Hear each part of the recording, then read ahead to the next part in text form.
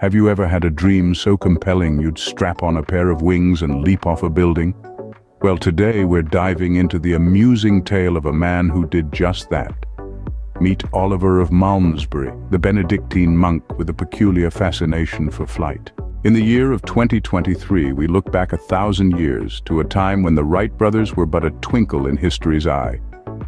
In the quaint town of Malmesbury, England, lived a monk with a dream to fly. Not metaphorically, mind you. Oliver, also known as Aylmer, was a literalist. He wasn't just inspired by the birds and the bees. No. Oliver was a fan of the classics, the Greek myth of Daedalus and Icarus, to be precise.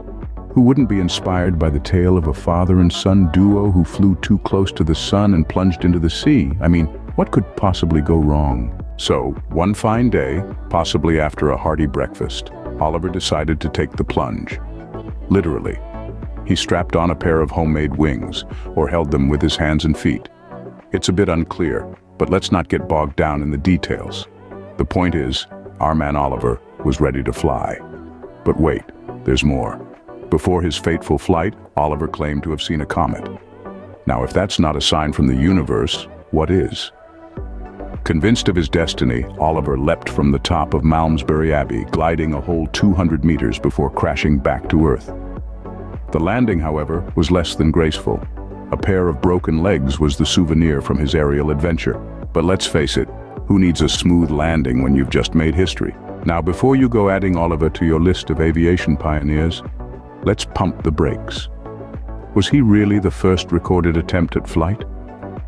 Well, as much as we love Oliver's plucky spirit, there are earlier legends and stories of flying humans from different cultures. And as for strapping wings to his body, well, that's up for debate. Some sources suggest he held them with his hands and feet. But hey, whether he wore them or held them, one thing's for sure. He had the guts to give it a go. So, what's the moral of this story? If you're thinking of strapping on a pair of wings and leaping off a building, maybe stick to the metaphorical version, or at least make sure you've got a soft landing. This has been another debunking of historical missteps.